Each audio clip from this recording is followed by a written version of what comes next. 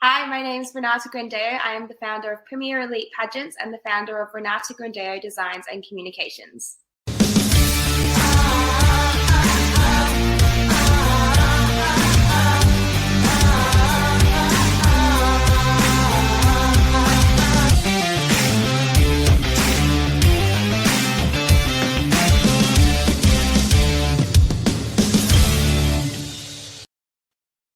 Hello, everyone. It's Adrian from the Pageant Project with you, and my special guest for today is Renata Grandao, who is over in Perth, Western Australia.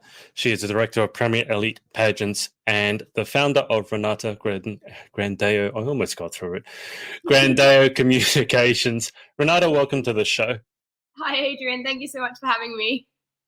It's a pleasure. How are things going over in Perth? Are you relatively COVID free? I don't know if you heard the news, but Melbourne has just gone into another lockdown. How are you guys? I heard the news. So apparently we have 7 people who have been in some of the hotspots over in Melbourne here in Perth. And the WA Premier has just shut the borders, which I think is probably a good thing. We've been pretty COVID free here. It's really cold at the moment, so I'm just recovering from a cold. So sorry for my nasally voice.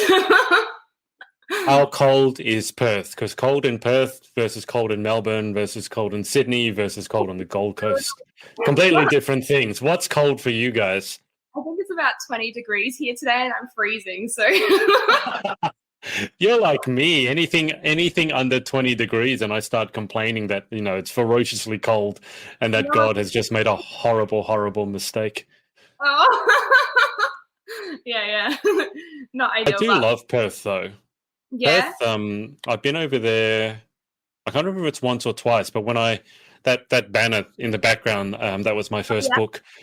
I recorded a lot of the videos. 6 of the 10 interviews I recorded in one day in Perth. Wow. And it's it's got a really relaxed vibe. Like it feels really nice. I don't know if I'd go there for lots of things to happen. Like if you're someone who wants a lot of things happening, like Sydney or Melbourne, I love Perth, but it's just like Sydney and Melbourne has probably more going on. How long have you been Perth side for? I've been living in Perth for about 7 years now. Prior to that, I was living in New Zealand. So it was definitely a big change coming from New Zealand to Perth. And surprisingly, in New Zealand, there was like a lot more. Well, I lived in Auckland, so there was a lot going on all the time. Here in Perth, like you say, it's a bit more relaxed. So there's not as much going on, but I kind of like it like that. I was going to say, if you're moving, because I've been to New Zealand as well, although I was South Island with Queenstown. Very, very relaxing. So I was just thinking Perth would be the perfect place to go because it's also very, very relaxing. Whereabouts in Perth are you? Are you right in the middle of the city, or are you one of the outer suburbs? I'm in Mirawa, which is about 40 minutes from the city up north. So people are always like, "Oh, Mirawa, that's like far, far, far away." I have no idea how far away it is. Yeah, it's about 40 minutes from the city. It's a really beachy suburb, which I love. Me and my partner are a bit beach bums, so that's why we chose to buy up here. It sounds perfect. Sounds very, very relaxing. Now, Renata, we're going to talk all things social media, obviously, but before that, you're also director of Premier Elite Pageants. So do you want to tell the people watching your pageant history, how you got involved in pageantry to begin with, and then also what led you to start your own system? Yeah, definitely. So I did my very first pageant when I was 3 years old in South Africa. So that's where I was born. My mum entered me into one, and I did it, and I won that one, and I loved it. But then we moved to New Zealand a year later. So there wasn't really anything like that in New Zealand at the time. When I was about 13 years old, I competed as a national finalist for Teen Miss New Zealand. And that was really fun. I didn't place in that one, but at the time I actually had an eating disorder. And I was in a very sort of negative mind space, and it probably wasn't a great idea for me to be competing. But I sort of had already signed up, and I put myself in that position, and I was very much like comparing myself to the other girls, and it wasn't ideal. So then I sort of recovered, and when I moved to Perth, I was about 16 at the time.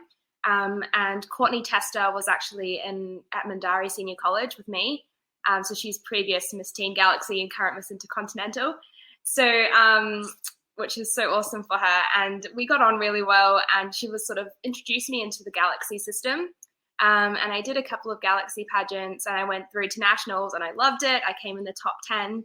And that was awesome. Such a great experience. And I learned so much from all the different girls and sort of that independence that you get from going over there and experiencing something like that when you're so young.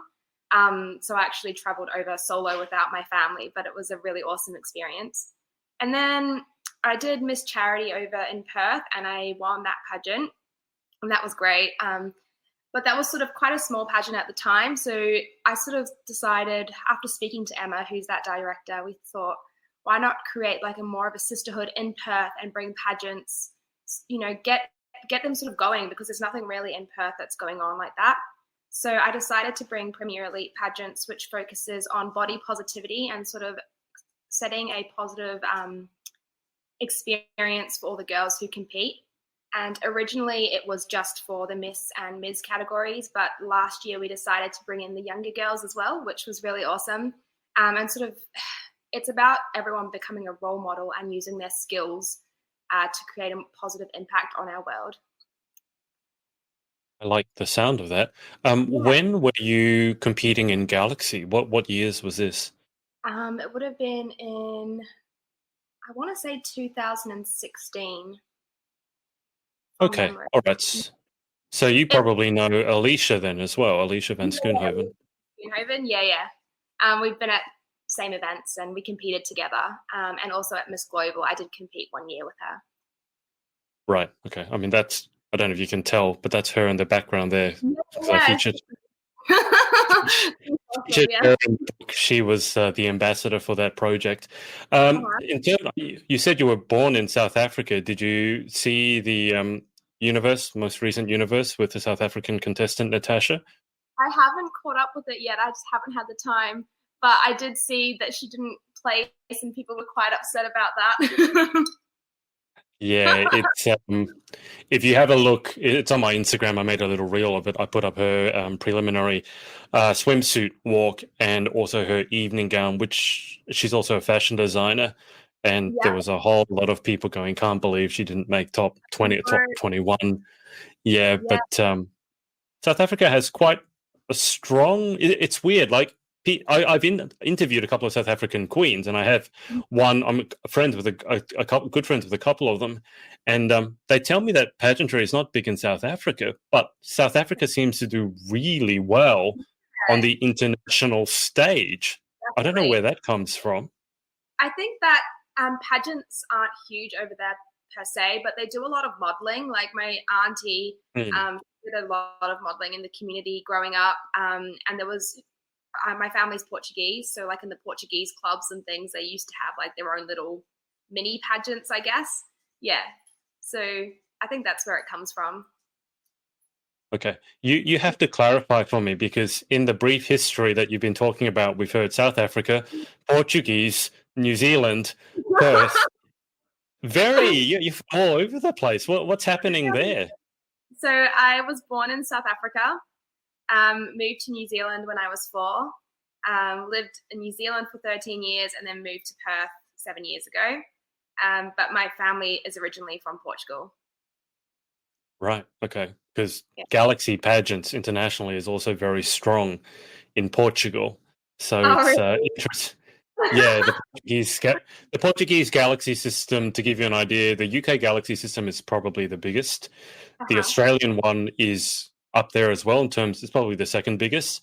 And then I think Portugal is just behind. Actually, I think Portugal might even be bigger than Australia this year. I think someone told me it's going to be like 40 girls or something like that. So it's properly huge. How long have you been running Premier Elite Pageants for? It's been 3 years now. Okay. And what are the goals that you have for it? Well, it's really about creating a sisterhood of like-minded girls. I just find that there's such a bad connotation with pageantry, like in the media and things like that. People tend to think, to be a pageant girl, you have to be a specific kind of girl, look a certain way, talk a certain way. But I kind of really want to break that and involve more people and sort of celebrate the fact that it really brings people together and helps people make a positive impact in our world. So for me, with pageant, if I'd never done pageantry, I would have never gotten involved in like fundraising and working in the community and that kind of thing. And that's really something that I want to be able to pass on to the next generation of girls. And do you have any more plans to compete yourself, or are we talking about now that you've got the directorship that and your business, which we'll get to in a second, that's keeping you more than busy enough? Yeah. I do hope to compete again sometime soon. I'm just waiting to, with all COVID and things, I'm kind of nervous about signing up to a pageant and then not being able to go ahead and compete. And my fiance and I are getting married next year, so things are a bit crazy around that as well. So yeah. Did you have to push back your wedding at all? Because the wedding industry has been trashed horribly by COVID. Luckily not. Fingers crossed we don't have to. He proposed at the last Premier League event in January. So we've only been, engaged for a couple of months, but we're looking at October next year for the wedding. So yeah. I hope you're not planning it overseas, are you? Oh, no way. Okay. I was going to say that's very, very brave of you if you're planning that overseas. Where are you planning a honeymoon though? Yeah, so we actually went yesterday to Flight Centre to have a chat, but with everything, we're kind of nervous to book something. So we're probably we were thinking about Coco's Island, but we probably might just end up going to Broome. So sort of in WA, okay. Not too far, yeah. Yeah, it's a horrible time to be planning a pageant or planning a wedding or trying to do anything like that, because as we've just seen with Melbourne, like literally, well, not literally overnight, but very quickly, you can't go anywhere. 7-day lockdown. So how you can run a pageant or plan a wedding around that, I have no idea. I am glad to hear you were able to go to a flight center, because a lot of the flight centers closed, because obviously in 2020 there's literally no business. So I'm glad to hear there's at least a couple of them still around. That might be a good time to actually segue into your social media business, talking about business. So tell us what, I don't know if it's your, how you would call it, day job, like which you got the pageants and you got the social media, which one's your day job and which one is sort of your superhero, after hours alter ego. But in terms of social media, tell us how you got started in the social media business. Well, I'd like to think that my social media sort of business is my bread and butter. And my pageant side of things is like my passion project. So I actually, when I was in high school, I did a lot of writing and I love to write. And when it came to the time to sort of decide what I wanted to do after high school, I thought, I really want to be an author. And my family were like, that's a bit risky being an author. You can't say that's your full-time job. And I was like, so what can I do that, fits in with writing and things that I love doing, but will actually generate an income? So that's when I looked into doing journalism. And so I went ahead and I studied at Curtin University. I did mass communications. So I majored in journalism and corporate screen production. And I found out early on that journalism wasn't my calling, but I wanted to push through and stick it out because I was like, I can do it, 3 years. So I did. Yeah. And then after I had my degree, I actually went into working in marketing because I'd done a couple of marketing units at uni. And I worked at a skincare business. And I just thought, this isn't really for me. Like, I'm not the type of 9-to-5 kind of gal. Like, I like to have flexibility. I like to be able to go out and meet people. And, if I have something on, I like to, fit my schedule around what I'm doing. So I started taking up, it was actually my auntie saw a post go up on Facebook for a social media manager for an academy of gymnastics just in Perth. And I applied to it and I was like, let's see what happens. They were looking for someone freelance, and at the time I hadn't even thought about, working for myself. So I went ahead, did the interview with them, and they're like, amazing, you've got the gig. What are your freelance details, blah, blah, blah. And I was like, oh my goodness, I'd not even thought about it yet. So I went home and I started, writing, all my price lists and my T's and C's and, service agreements and that kind of thing. And I was working with them on the side because I was only working 3 days a week at the skincare business. And it got to the point where I had about 7 clients freelance because they started recommending me to other people. and I was like, well, I need to make a decision. Either I bite the bullet and go full-time freelance and just, go for it and see what happens, or I stay stuck in this job and working like a side hustle, which was becoming really overwhelming for me. Um, Mm. and at the time, I was actually reading this book, The Power of Now. And one night I was sitting in bed reading the book, and I read something about how like now is the only time that you've got, and if you don't make that decision, you might lose that opportunity. So the next day I called up my boss and I said, hey, I'm resigning. And she was like, what? You can't resign. But anyway, I did. And I went full-time freelance in July 2 years ago now. That's been quite a ride then. I find that with entrepreneurial people with Mm-hmm. entrepreneurialism in the blood, that whole there's some reason that they just can't work 9 to 5. Mm-mm. I tried it once as my very Yeah. first job. Uh-huh. It didn't end well. Because the corporate hierarchy very much is okay. So you got your degree, you start at the bottom, you have to work your way up, but it's very political as well. That's what I found. You have to, if you are very bright, very intelligent, and very enthusiastic, and you come in and you're hot, you're young, you still have to make way for the older, tired people who are there above you simply because they've been working there for 20, 30 years and they're waiting for their retirement check. Exactly. That's what I found anyway. So did you have that sort? I mean, I'm going to guess that you did because you did journalism, which is not a typical 9 to 5 job anyway. But Yeah. have you always been like that as well? I'm curious. Um, I've always been the type of person who wants to be heard and wants to make an impact. So really working in like an office setting wasn't for me, just because I had so many opinions on things, and I was like, we could try this and we could try that. And people were like, no, this Mm, is not what we've been doing. We've been doing this for the past 10 years and we're going to keep doing it. mm. So that's where I really struggled to sort of fit into that office environment. That is literally what you just worded is probably one of my biggest pet peeves is when people it really is. It's when people justify doing something simply because that's the way it's always been done. And I Exactly. think in 2020, if you weren't flexible, you weren't able to pivot. Like some of the big businesses, they do make a lot of money, but it's so slow to turn around. It's like the Titanic. Yeah. So a small business like yourself or like myself, when COVID shuts everything down, we can pivot on the spot. I mean, we don't like it, but we can go, okay, we'll do more stuff online. Whereas if you're a giant corporation, you literally can't turn yourself around. And then you, like the Titanic, you plow straight into the iceberg. Yeah. Um, 100%. so, in terms of what a typical day looks like, because I know a lot of pageant girls, when they think of starting their own business, a lot of them are interested in social media management. I don't know if it's a social media agency, that's slightly different, but they're certainly very keen on helping people create content and Mhm. then publishing it and then managing their accounts. So, what Yeah. does a typical day for you look like as a social media manager? Yeah, yeah. So for me, it took a really long time to sort of figure out what my typical day and week sort of looked like. So I had to create myself a schedule to really get into that flow, I guess. Because originally I was working every day, weekends included, and Mm, it was just too much. So I figured out what works for me. So basically, Thursday and Friday, I create content for all my clients. So right now I have 20 clients. So I create all their everyone's on a different package. So some people have, like 2 things going out per week. Other people have content going out every day. It just depends. So yeah, Thursday, Friday, I create the content and send through their content plans. Then Monday, I schedule. So I bulk schedule everyone's content.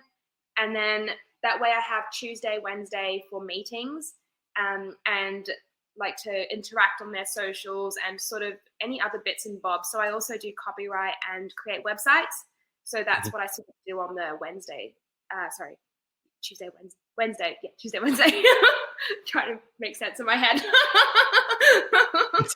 It sounds like you've got a good schedule there. In terms of, I mean, let's dive into this. In terms of how you schedule and how you set that up. So there's a pageant girl who wants to start managing, let's say, a small business's social media.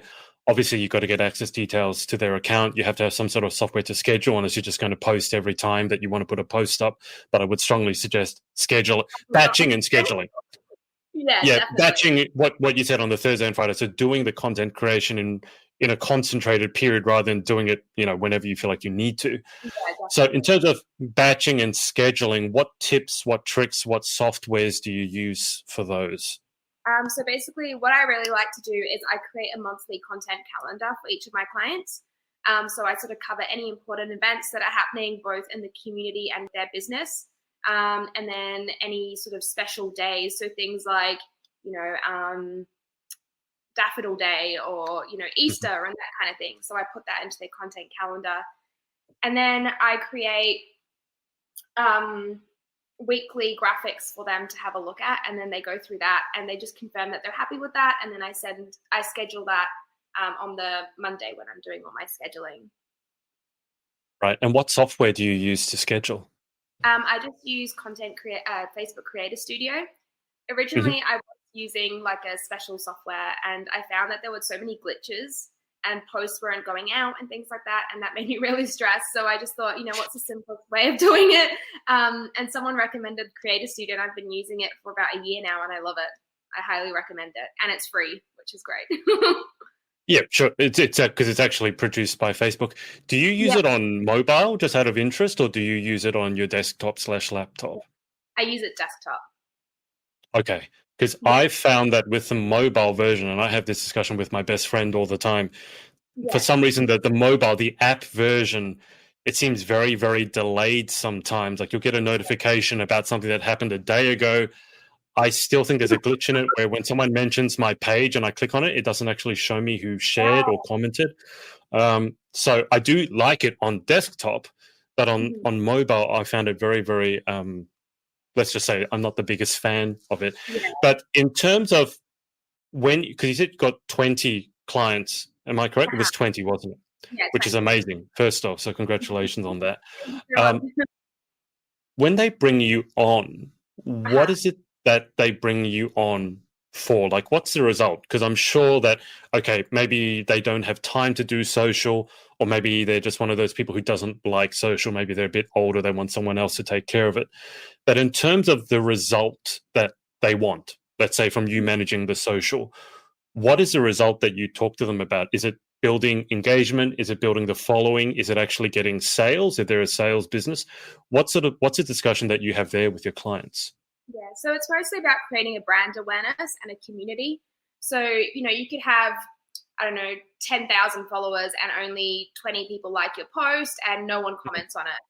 But you could Mm, have, 100 followers and, 20 of those people are commenting and 80 are liking, which is way more yeah, valuable than having all the yeah, followers. So that's the kind of conversation that I have with people. And generally, the people who end up working with me, that's what they're after. I right. don't like, And do you? sorry.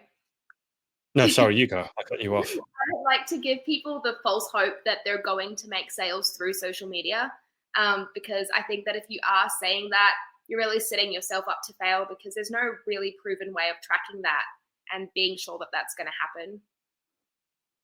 I think it can be very difficult to manage as well from your position, because if your social media simply becomes buy my stuff, buy my stuff, buy my stuff, that's not typically what most people go to social media for. We go there for entertainment or distraction or something like that. So saying buy my stuff probably isn't the smartest strategy. So when you do you reach out to your clients, or do they reach out to you, or is it a bit of both?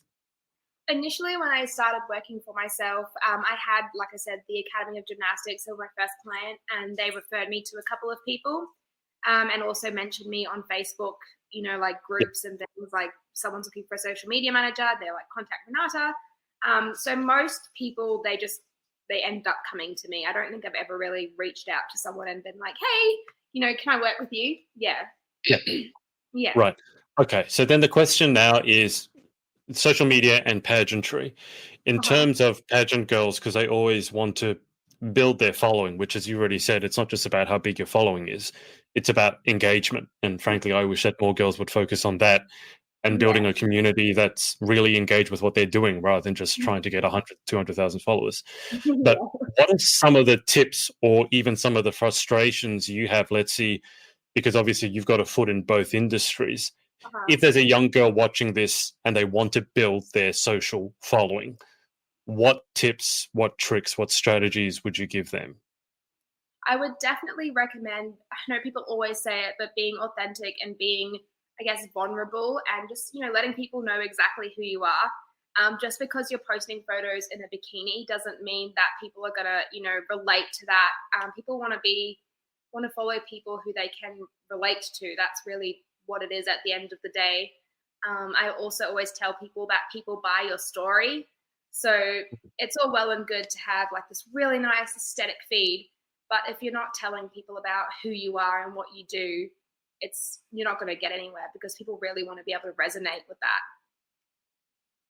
Absolutely. Yeah. The one that I see a lot of in pageantry is the bikini photo, or even let's say a sparkly gown photo. Yeah. And then the caption is kind of, it might be two lines from a pop song or something like that. Like the caption is it could be sassy, but it's kind of very throwaway. It doesn't add anything. It doesn't really ever make you think.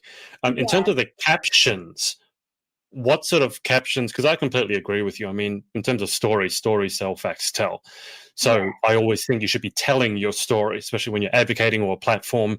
But in terms of the captions, what would you advise the girls to be putting in their captions? Okay, so not quotes and not song lyrics, unless they resonate with you and you're going to sort of say why they Yeah. resonate with you, then that's fine.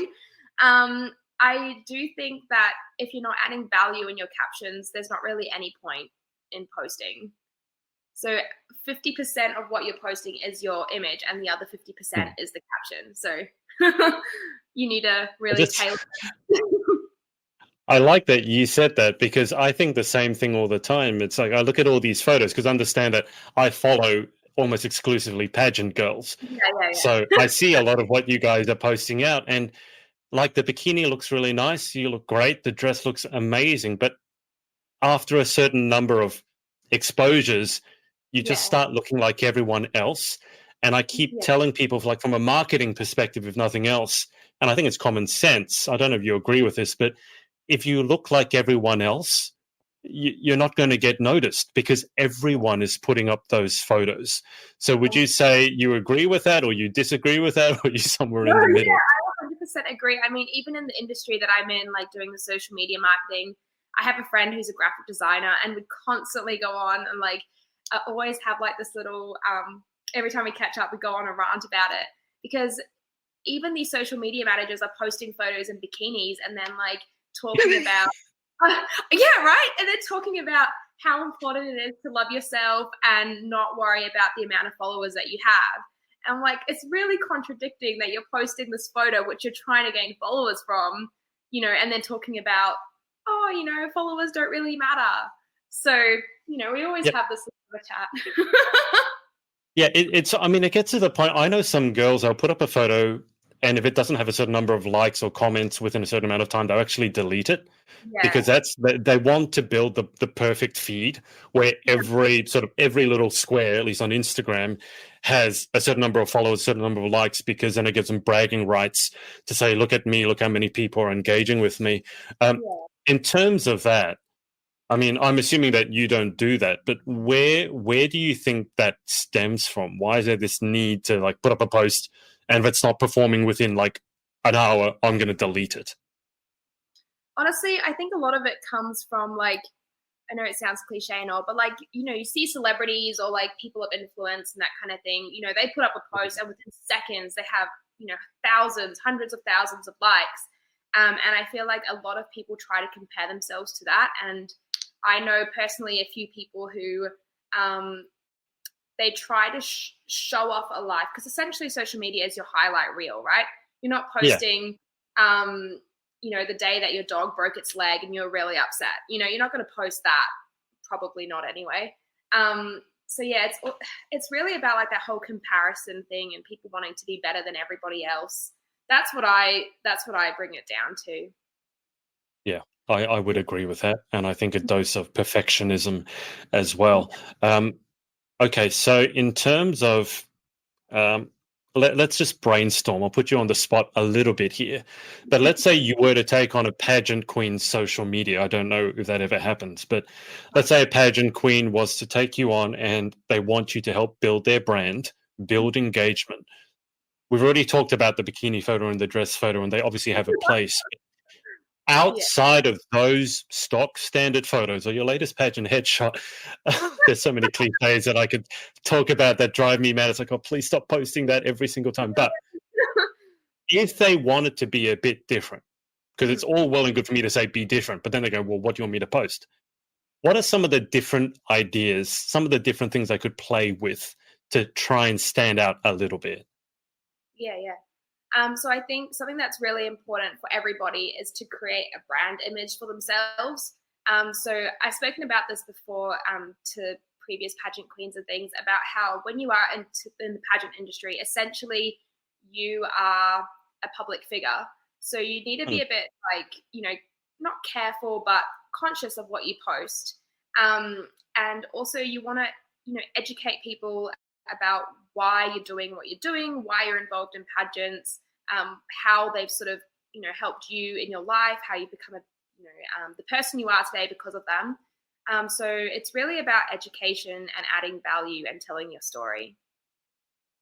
Right. So would you have any, so I was just kind of like tips in terms of the creative. So the captions, you can obviously tell your story. But I know a lot of pageant girls will struggle with, if you say, okay, you're not allowed to post a bikini photo, a gown photo, or a headshot photo for the next month. They'll be going, well, I have nothing else to post. The next thing they'll post up is an inspirational quote made on Canva, I'm assuming.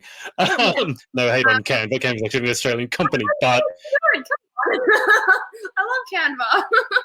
I love Canva too, but I don't know if you get to the point where you see the girls putting up quotes and you go, that's a Canva template. Because literally I've seen it. I'm still like, oh, that's the template you use. So I'm just like, create it anyway. Canva, don't use the templates.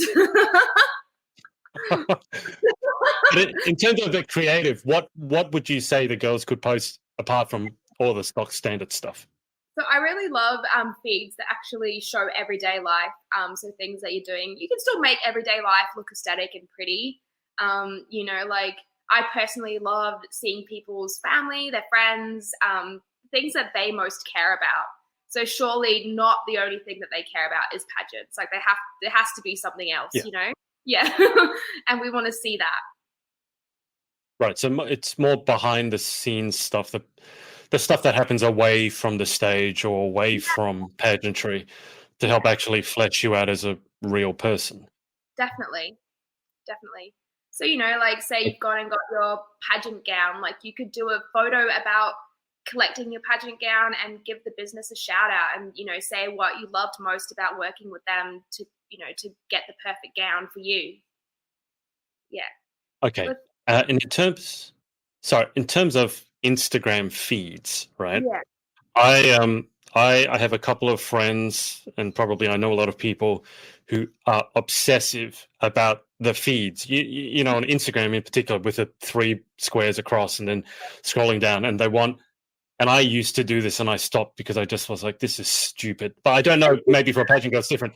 But it's like quote photo, quote photo, quote photo, or they put up 3 at a time because you want it to be threes. Or this one's got to be pink, then it's got to be blue, then it's got to be pink, then it's got to be blue. And I just like, I don't know how you ever post anything when you have this many restrictions on you. And I say that with all respect because I had a friend over here, and in the space of time that I had created like 20 posts and God knows how much content, I turned back to her and said, "What are you doing?" And said, "Oh, I'm still doing my post." No. Like, it's been 3 hours. Yeah, no, but it's been 3 hours. Like, oh, I'm just trying to get the caption right. I'm not. What? What's the conversation there? Because I know, look, I've seen really, really pretty feeds. I have. They're much prettier than mine.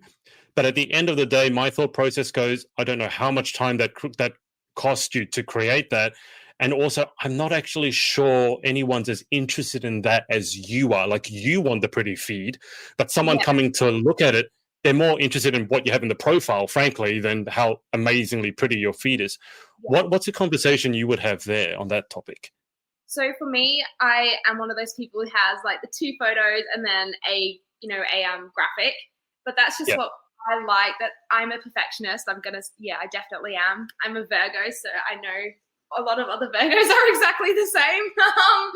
But I do think that when you are using a platform like Instagram, it is very much a visual platform. So there is some element of aesthetic that goes into it.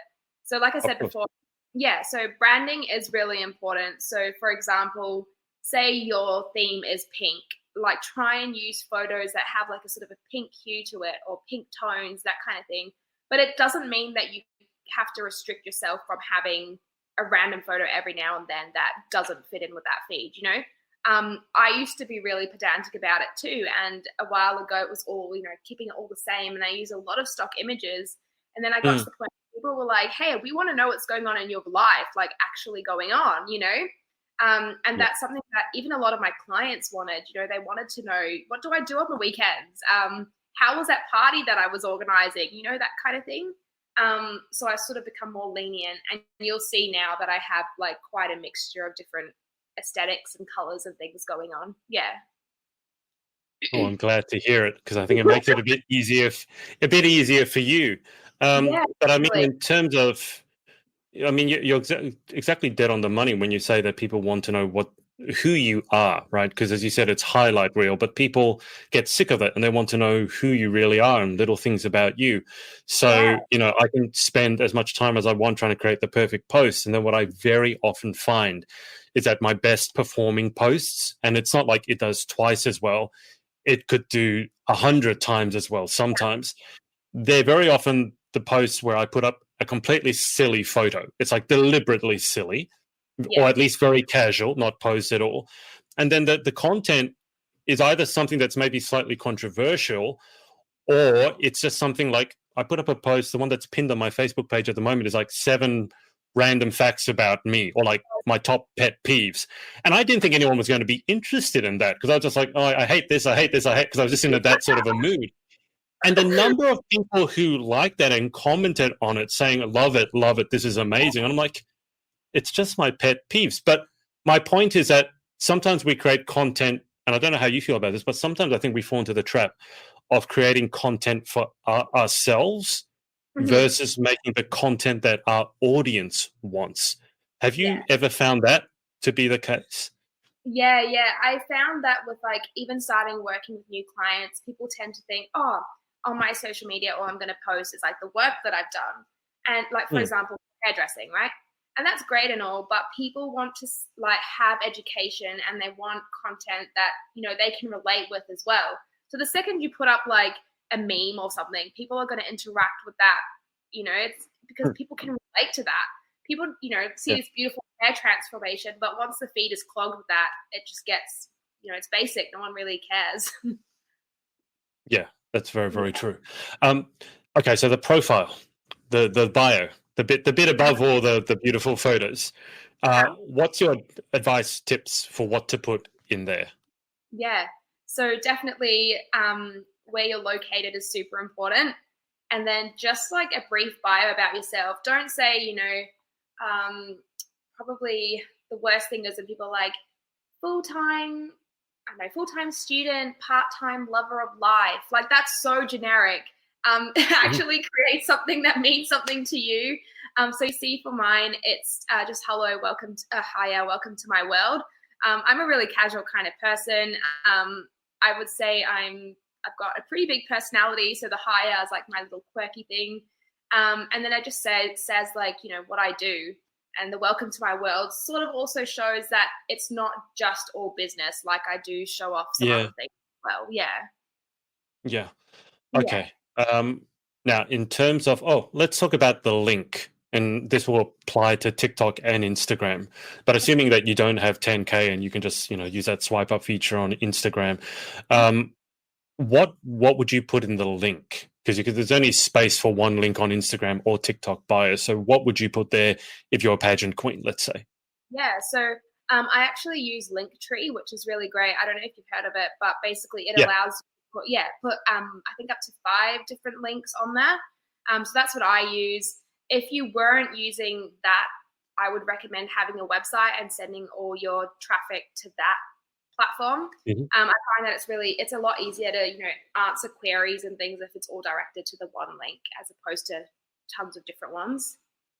Yeah, and Linktree, you can get a basic version for free, I believe, if that's still the case. Yeah. I've gone back and forth on the Linktree thing. It's like, I have so many things I want to tell people. Let's use a Linktree. But at the same time, as soon as you give people too many options, it's like they just don't click on anything. So sometimes I like the simplicity of just, this is the one link and you can't go anywhere else. You mentioned web design. Okay, so what should people do when they design a website? I've designed website for people. There are some people who should never be allowed to design a website because they know nothing about tech. They know nothing about tech, and some of them are such perfectionists that they will never, ever release it. Then there's other people who get overwhelmed, like, you need to buy a domain, you need to do what?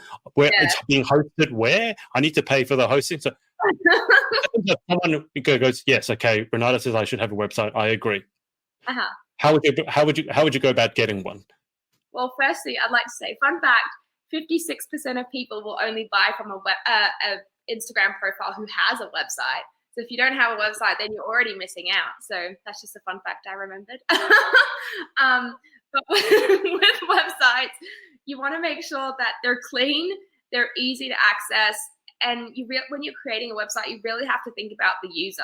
So you might want to I had this one client who came to me and had so much information, and the information was great, but as a consumer, I was going on the website to find out where can I buy the product. I don't necessarily care about the 20 years experience they've had and, where they've worked and all that sort of thing. I just want to know where I can get the product from. So definitely keeping that in mind when you're creating a website. You don't have to put all the information in there. It's really interesting you mentioned that, because one of the people I follow, he's doing what would you call it, like evaluations, or like people are asking him to rate their bio. So he goes onto their bio, this is on TikTok, and he'll go through it, and every single one of them, it's what you just said. It's like the website's like, I don't know where I can go to give you money. Like, where can I go to give you money? I want your stuff, but you've hidden it somewhere. It's like people going, I'm not getting enough money. It's like, I've gone to your website. Where can I give you money? So keep it clean. Don't put too much information. Really clear, we'll call them calls to action, right? So buying something is a call to action. Obviously, we want to be mobile optimized. There's nothing quite like a site that looks great on desktop and doesn't look great on mobile, because now most people actually do. They visit, it's more than 50% now, I believe, visit on mobile versus... So what we used to do is design on a desktop, and I've got two screens. So it's really great to make things look great on two screens, and then you go on your mobile and you can't see anything. So which are called mobile responsive, for those of you who don't know, that's what that means. In terms of calls to action, so let's say a pageant queen may not have necessarily a product for sale, but they still want to start a website. What do you think the main focus should be for a pageant queen who doesn't have a product for sale, but has a website? Should it be their story? Should it be their advocacy? Something different? I think it could be a combination of things. It could really be like a platform that sort of tracks their journey. So without, like bombarding people, but you can even use things like videos and photos to sort of make it a more visual platform. But definitely, telling their story, what they're advocating for and why they're advocating for it. And like tracking their journey to whatever pageant that they're competing in. Okay. Now, there are a lot of social platforms out there. And then everyone has their favorite one. Yeah. And then sometimes social platforms can disappear overnight. Or as you mentioned, like your account could disappear overnight. I still can't believe that. It's why you should have your own website and your own email list. But 100%. There are so many platforms and not enough time. So when someone, and it could be a small business, it may not be a pageant girl, but if a small business goes, I just can't, let's say you think it's a great idea for them to start a YouTube channel, but they just say, I can't do video. Or, TikTok's the next hottest thing. It's doing really well, but they're like, I'm not going to do a dancing video. How do you have that conversation with a client and they're like, how many platforms should they be on? Because I think that's a really interesting question. Facebook, Twitter, Instagram, LinkedIn, TikTok, YouTube. So many. Which one do we pick? Exactly. Yeah, so I always ask people to think about who their demographic is, like who their target market is. So, for example, if you are a skincare company and you are, you're doing like fillers and that kind of thing, you probably don't really need to be on TikTok because that's really like the younger audience. It's where all the sort of teens are hanging out. You'd probably Mm. benefit more from being on Instagram and Facebook as opposed to TikTok. Whilst, for example, if you are, I don't know, a dancing school, you'd probably be better off having, TikTok, Instagram, and Facebook. Because you got to think about if you own a dancing school, you're targeting the kids, you're targeting the families, so Yeah. you want to, that's where the demographic sort of lies. So I always think TikTok is if you've got a really young target audience, and then Instagram is sort of like 15 plus, and then Facebook is sort of, mid 20s onwards kind of thing. So that's what I always try to get my Old clients to people. think. Yeah, old people. Hey, I'm included. Facebook is for us old people. For us geriatrics. Yeah, I know the feeling. Who should use Yeah. Twitter? It's out of interest. Honestly, I am not a fan of Twitter. No? No, I used to love Twitter back in high school. I was obsessed. Okay, this is really embarrassing, but I was obsessed with Reese Maston because, like, do you even know him? No. Okay, Reese Maston. Reese Maston. Yeah, look him up. He was off the X Factor years ago. I think it was, I want to say 2015, but I could be wrong. And I was the biggest fangirl. So I had Twitter, and for that reason, I used to like stalk all the celebrities, but only local ones. And they would follow me back. Like that was my thing, right? Like I was like, oh my gosh, Johnny Rocco followed me. But honestly, I think unless you are like a big time celebrity or a big name, then there's really no point being on Twitter. Okay. That's just So all the Twitter fans have now up and left. What about Vine or MySpace? Is MySpace still around? I don't even know. I was thinking that the other day. I've recently been watching The Circle USA, and they were talking about MySpace, and I was like, oh my gosh, I don't think I even went on MySpace. The very first social media platform that I ever used was Bebo. Bebo. Do you remember Bebo? You could like customize all the sparkly things and butterflies. Yeah. And God, that was back in the day. Bebo is one of those things that you now have joke. It's a joke about the early 2000s sort of thing. You make Bebo jokes. That's how old it is. Is Bebo even still around? I don't actually know. I'll have to look it up.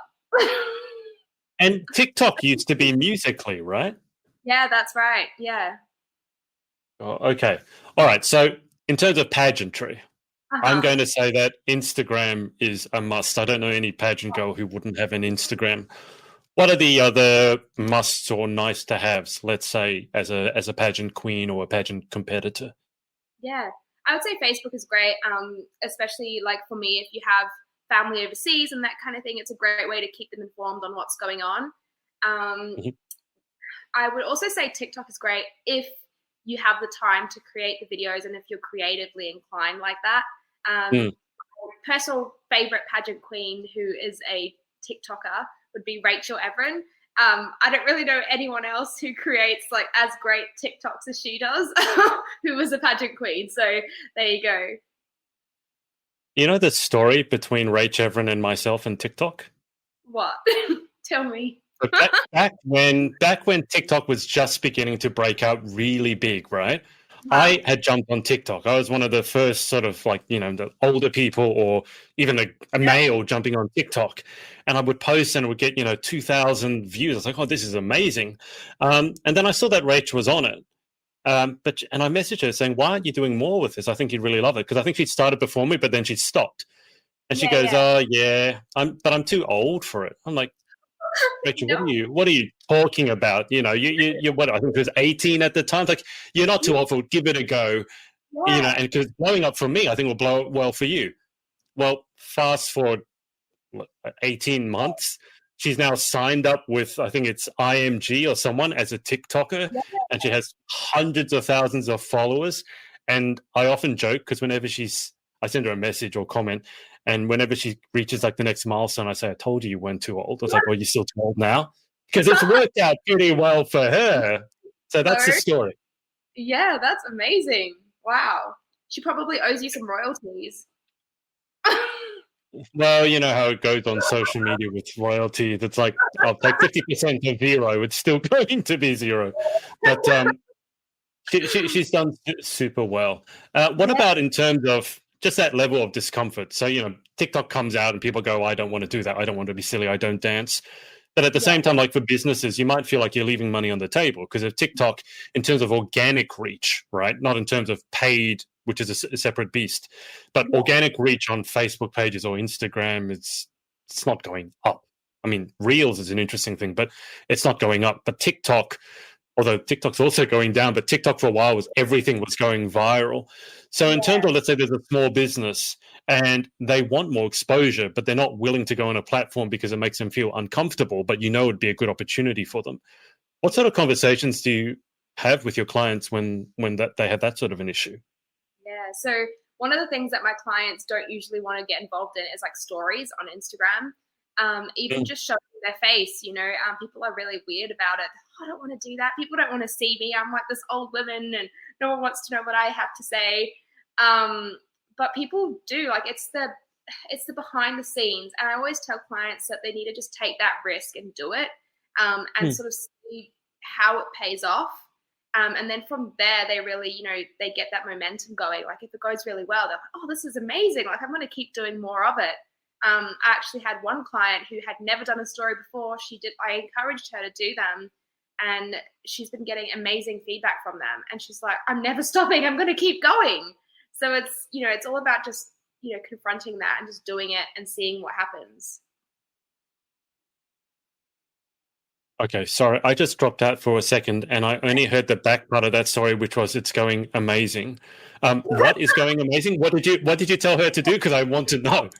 One of my clients, she was really, skeptical about doing Instagram stories, and I really encouraged Right. her to go ahead and do it, and she has, and it's been going great. And she's been getting amazing feedback from it and that kind of thing. So it's really, you just have to, what do they say? Look fear in the eye and do it anyway.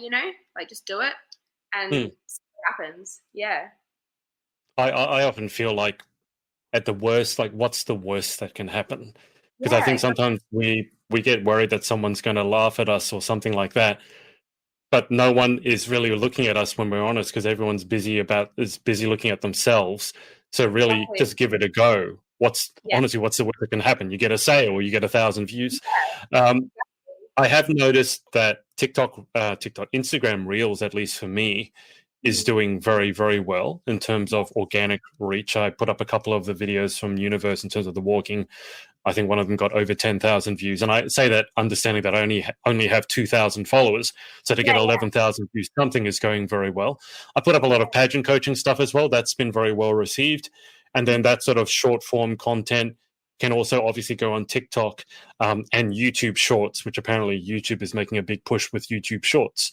Yeah, yeah. And then there's Instagram stories, there's Facebook stories, although I can't remember the last time I looked at a Facebook story. Sorry, Facebook.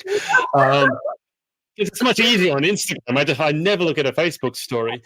But in terms of the future direction of social, and there's only going to be more platforms coming out, right? Some will fall away, but there's only going to be more and more and more.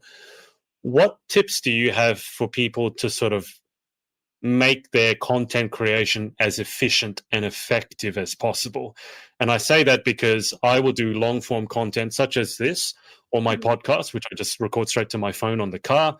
But then I take Yeah, clips out of that. I put them on Instagram Reels or TikTok.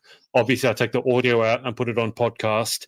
So I'm trying to take, one big piece of content and use that to make the smaller pieces. Because for me, that's a lot less overwhelming than trying yeah. to create 20 separate little pieces of content where every single one needs to be a different idea. So, Mhm. what tips would you have for the girls watching just in terms of streamlining the content creation so it's not quite so overwhelming? Yeah, yeah. So I always like to recycle content. So even if you have a post that's done really well that you posted, I don't know, a year ago, go back to that post and see how can you reuse that post, and maybe even like you said, like create more content out of it. So a really good one is, say you've written a blog post, like how can you use that blog post and then create, I don't know, 10 different pieces of content for the different platforms. So yeah, definitely recycling content is the most efficient way of creating it. If it's done, if it's broke, don't fix it. So Absolutely. yeah, yeah, Can we just have a quick conversation on uh-huh, email lists? Because uh-huh, of what you just told me today about that Facebook page just being deleted overnight, basically. Um, this is, I think, a really important conversation, specifically for businesses, maybe not so much pageant girls, although I think everyone would be well-to-do to have an email list. The big fear is that TikTok, you could be banned overnight. Instagram, it happens all the time. I don't know why they just decide you've done something and you're gone. Doesn't yeah, matter. You can't get it back. And so that yeah, following you've built over years, because it does take work, is gone. All your media is gone, all the conversation's gone. But an email list and your website are the two things that you can keep. So when it comes to small businesses, maybe not necessarily pageant girls, what's the conversation around having your website, building the email list as your asset, the big asset? yeah. I think it's so important. It's really invaluable because, like you said, Instagram goes down, Facebook goes down. If those are your only ways of, staying in touch with your clients, Mm. having access to testimonials, having access to your media and all that sort of thing, well, if it disappears, you've got nothing to fall back on. So Mm. whenever a new business starts up, I always say, like, get your website up and running. Even if it's simple, even if it's just a landing page, at least you've got that for the time being. And always create email lists. So with Premier Elite Pageants, what I do, the second is anyone sends me through an inquiry and they've ticked the little, yes to subscribe box, I straight away fill everything in so that they're there and I cannot lose that contact. And also really important to remember to back things up. So, download the files, like all the contacts and, actually have them on a hard drive or something, just because, one guy who I'm in a networking group always says, what if your laptop catches fire? Or what if, someone steals something? How are you going to Mm. access all that information? So just backups are super important. Yeah, I have backups running over here. I've started putting more and more stuff in the cloud as cloud storage has become more affordable. Obviously, being hacked is a possibility, but they obviously take care of all the backups themselves. And I I don't know what I would do without that facility, because it's so much easier now than it was even 10 years ago trying to keep your data everywhere. You mentioned Premier Elite Pageants, and I think that's an interesting conversation. So just briefly, what conversation could we have for directors and using social media and their website to build their business? Because a lot of pageants, the numbers are going the wrong way. They're going down, not up. And this is a higher level discussion, but I feel that leads some directors to make really poor decisions, because the number of entries is how much money they get. If the money isn't coming in, they have to look for other ways of bringing the money in. And sometimes they do it in ways that I don't really agree with. It's not that it's illegal, it's just I don't agree with it. How could a director build up her pageant as a genuine business? Yeah. So I really think it's important that you have, again, going back to the target market. So each pageant is obviously very different, and who they're Mm. sort of trying to target. So with Premier Elite, we're a bit of a smaller pageant. We have a lot of girls from like the dancing community who we work with, and a lot of local WA contestants. So it's really important about to create a relationship with them and to sometimes I see like really negative things on social media about pageants, and sometimes that even can be posted by directors. And I think it's so Mm. important to try and keep it positive. And not everything needs to be aired out on social media. Like some things you can keep to yourself, even if it's upset you. That's okay. Like deal with it in your own time. You don't need to put it on socials.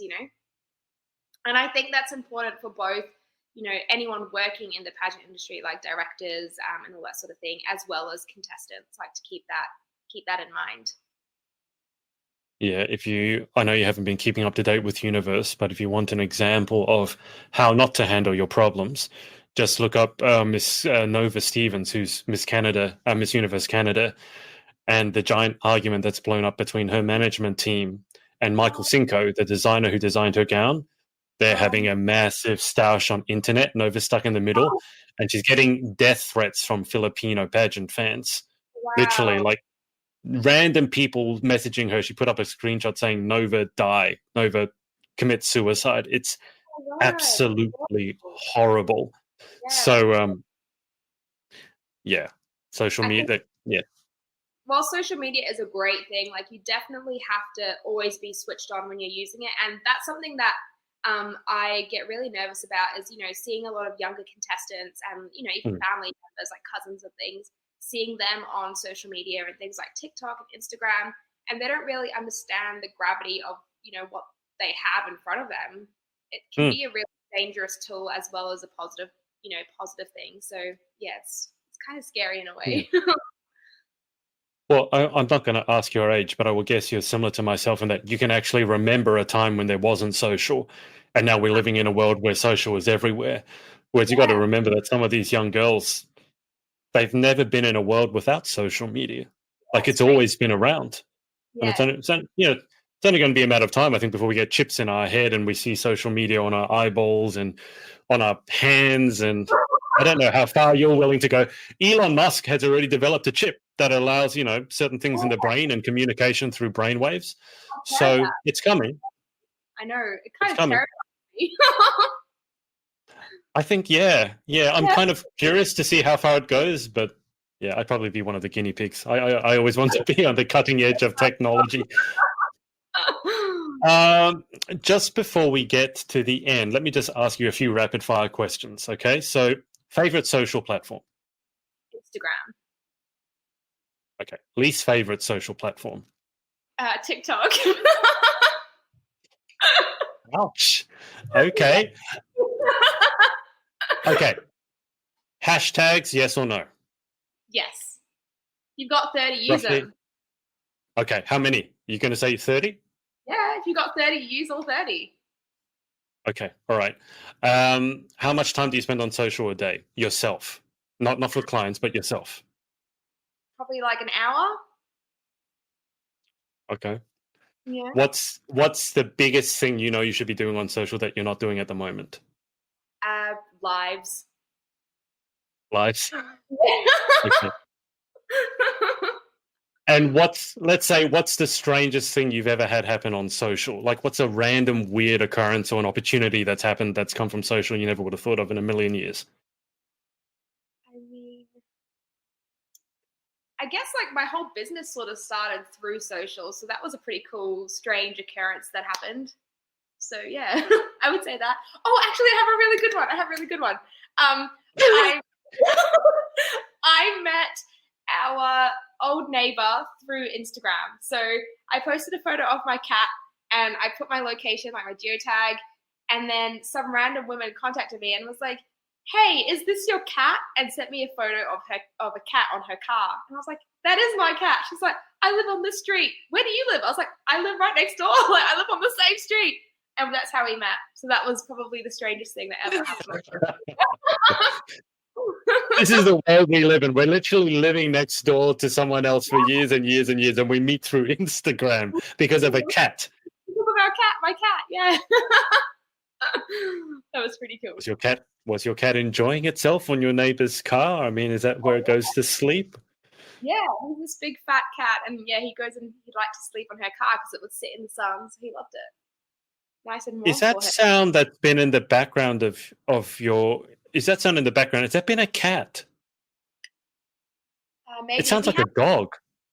we have two dogs, a cat, and three chickens. Okay. So any one of them. I have two cats and two chickens, so I feel you on the Oh, chickens part. true.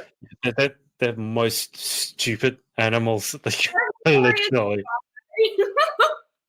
I mean, we've had them for a few weeks now. They still haven't started laying. They're just getting bigger and bigger and bigger. And they always want corn. They don't want the feed anymore because corn's better. They're not laying eggs. I'm like, oh, if they don't start laying, I'm going to pick them up, shake them until the eggs come out. Yeah, we've got three, so we get 3 eggs a day. And probably the funniest thing to feed them is pavlova. So at Christmas time, we had like so much leftover What? pavlova, so we gave it to them, and they just loved it so much. But their beak would get stuck in it. It was really funny. Is it safe to feed them pavlova? I mean, Yeah, they eat anything except for yeah, they do. yeah, except for avocado cores and citrus isn't really recommended, but mine eat it anyway. The weirdest feeling I had was when I went downstairs to put the chickens to bed or put them, back in their hutch. Then I came up and ate chicken. And Yeah. at a certain point, you're just like, I don't know how I feel about this. I feel conflicted. I don't know if you've ever felt the same way. Sometimes we'll be like cooking barbecue and we've got chicken drumsticks on the barbecue and then we can hear the chicken squawking in the background. I'm like, oh no, I think we're going to hell. Yeah, it's a weird world we live in, isn't it? Well, I'm going to eat these ones. These ones are our pets. And then this one is the delicious one that's on the barbecue, in marinade sauce. It's like, because I have my nephew is 5 years old and he sees the chickens. And of course, are we going to eat them? Because it's a chicken. Like, no. And his dad goes, no, we're not going to eat them. These ones are, and he goes, why? These ones are pets. I'm like, oh, why? And you have that 5-year-old, why? Why aren't we eating these ones? They look delicious. Like, oh no. Oh God. Questions. Okay. Oh, they're good questions that probably don't actually have a good answer, to be honest. But I guess someone's going to ask them. Okay. Renata, just before we get to the final 10 questions, because I always wrap up the interview with the final 10, any shout outs you want to give for supporting you, pageant, small business, otherwise? Oh my gosh, I have so many shout outs, obviously to all my clients because they're awesome, especially to the Academy of Gymnastics because they were my first ever client and I'm still working with them 2 years later. And shout out to our pageant queens from Premier Elite because they've done such an amazing job, both past and present. So thank you, girls. Perfect. When's the next Premier Elite pageant running? The 22nd of January next year. So applications open on the 1st of June, which is next week. Amazing. Hopefully Corona is a distant memory by then and we never have to talk about it ever again. I doubt it, but hopefully. I got to go and get vaccinated. Not looking forward to it. Okay. Question 1. These are the final 10. It's not a speed round, but you can speed through them if you so desire. Question 1. What is your favorite word? Sassy. Such a pageant queen answer. Sassy. It's such a good word. Let's say I agree to disagree on that one, but this is your interview, not mine. Question 2. What's your least favorite word? Least favorite word. Probably moist. It's one of those words that is pronounced sort of how it sounds, just moist. It's the reason I'm laughing is because that's the most common answer I get to any of these questions. Is that really? Moist? And it's almost exclusively female. It's a female answer. A guy has never said moist. Wow. It's always women. They just go moist, and the expression they have on their face when they say it, it's hilarious because they can't even say it without it's like moist. It's not moist. It's like moist. Question 3. In life, what gets you excited? What turns you on? What gets me excited? I love adventure.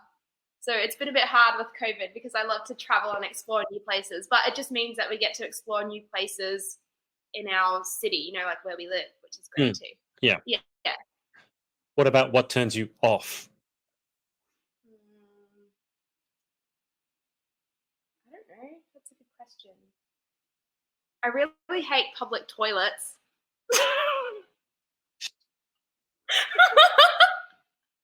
So, I guess that's... Hey? I was going to say, that's probably fair enough. I don't think anyone gets excited at the prospect of using a public toilet. Portaloos are the worst. But yeah. You sound like you have a story about a portaloo just looking at the look on your face. No, they're just awful, I always get I would have this horrible fear that you'll be sitting in one and someone will just come over and tip over and you'll just be in there with everything. I prefer the visual of you're sitting there doing your thing and then someone comes with a forklift and takes you away. I think that'd be hilarious. That'd be pretty funny. All right. Question 5. What sound or noise do you love? Sound or noise? I love the sound of my cat purring. Oh, that's a good one. I have 2 cats. One sounds like a broken muffler, Sounds like something's Uh-huh. come loose. It's a horrible purr. And then the other one kind of is a rumble, just rumbles inside. What sort of purrs do your cats have? I only have the one cat, but yeah, it's like a rumble sort of purr, but it's really soothing. Mm, it Yeah. is. It's nice Yeah. to fall, put your head on the cat and just hear the rumble. What sound, what sound or noise do you hate? I really hate, plates, like ceramic plates, and when they sort of make that scratching sound. Yeah. Yep. Oh, Yep. the worst. Fair enough. Question 7. If you could have any one superpower, what would you pick and why? I'd love to be able to read people's minds. I always think that's a dangerous one because then you're actually going to I find out think what people really think of you. that's true, but I think it could be interesting. Yeah, Yeah. interesting. Question 8. What job or occupation other than your own would you most like to attempt? What would I love to attempt? I have like this fascination with true crime. So I'd love to be like a detective or something, but in my head, I know I could never do it. I don't understand why you pageant girls are all so fascinated with crime and serial killers and Oh my murder and cold cases. It's really, God, really worrying. it's really good. Honestly, Netflix provides so much for that addiction. Like every now and then there's like a new thing and I'm like, oh, I have to watch it. I just binge it. there needs to be some sort of Netflix show about pageantry and there's actually like a serial killer, like Have you a pageant queen who's actually a serial killer. seen what's that show? You're going to Um tell me there is one show, and I remember someone telling me that there is a show that's basically that, isn't it? it's got Debbie Ryan in it and she goes around and she's a serial killer and she kills her competitors to win the title. Ah, based on a true story. I'll have to think of the name. I can't remember it now.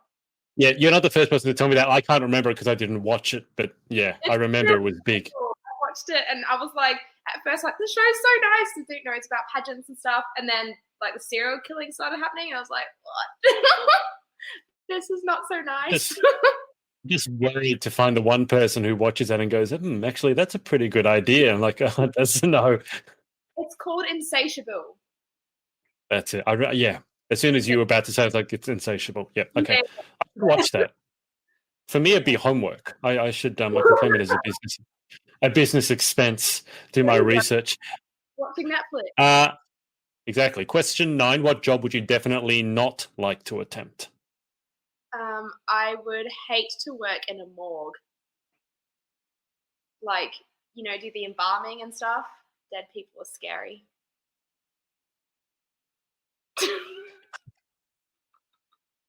I think that might be the quote that I take from my interview, which is sum it up as dead people are scary.